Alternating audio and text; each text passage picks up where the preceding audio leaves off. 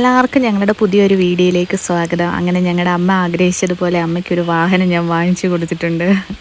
വേറൊന്നുമല്ല, നമ്മുടെ റോഡിൻ്റെ പണി ഇപ്പോൾ ഇവിടെ നടക്കുന്നുണ്ട്. അപ്പോൾ അതുകൊണ്ട് ഈ വണ്ടി നമ്മുടെ വീടിന് മുറ്റത്തുള്ള റോഡിലാണ് ഇട്ടിരിക്കുന്നത്.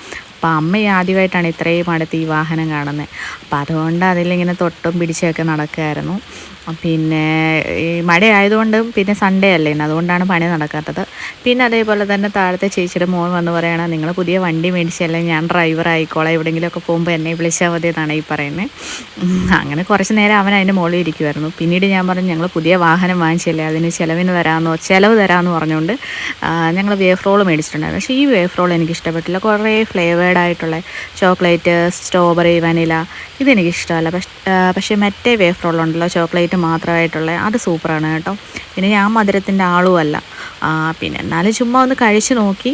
ഇനിയിപ്പോൾ അടുത്തൊരു വീഡിയോ ആയിട്ട് കാണാം. ബായ്.